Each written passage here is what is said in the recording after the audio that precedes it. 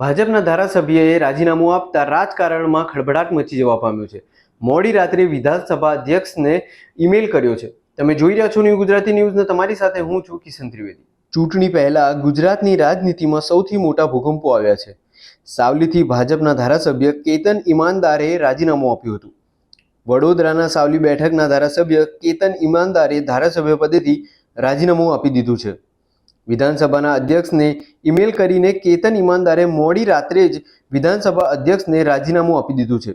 કેતન ઈમાનદારે પોતાના 3 લાઇનના પત્રમાં લખ્યું છે કે હું કેતન મહેન્દ્રભાઈ ઈમાનદાર સાવલી વિધાનસભા મત વિસ્તારના ધારાસભ્ય તરીકે પ્રતિનિધિત્વ કરું છું. મારા અંતર આત્માના અવાજને માન આપીને મારું ધારાસભ્ય પદ પરથી રાજીનામું આપું છું, જે સ્વીકારવા વિનંતી છે. કેતન ઈમાનદારે 3 લાઇનમાં રાજીનામું લખ્યું છે. તેમણે મોડી રાત્રે 1:35 વિધાનસભા અધ્યક્ષને ઈમેલ કર્યો હતો. પ્રદેશ ભાજપમાંથી રાજીનામું આપનાર કેતન ઈમાનદાર પ્રથમ ધારાસભ્ય છે.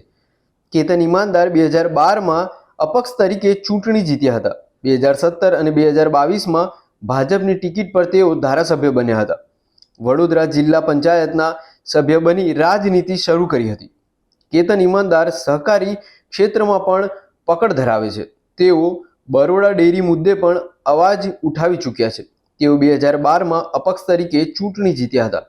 જોકે ઈમાનદારનું રાજીનામું અધ્યક્ષ સ્વીકારે કે નહીં તેના પર સસ્પેન્સ છે. વડોદરા શહેર અને જિલ્લા ભાજપમાં નારાજગી જોવા મળી રહી છે. વડોદરાના ડોક્ટર જ્યોતિબેને પણ આક્રોશ વ્યક્ત કર્યો છે. રંજનબેનને ટિકિટ મળતા જ્યોતિબેન નારાજ થયા છે. કોંગ્રેસ નેતાની ભાજપમાં ભરતીથી કેતન ઈમાનદાર નારાજ હોવાનું માનવામાં આવી રહ્યું છે. સૂત્રોના જણાવ્યા અનુસાર ભાજપમાં જોડાયેલા કોંગ્રેસીઓને જવાબદારી સોંપાતા તેઓ નારાજ થયા છે.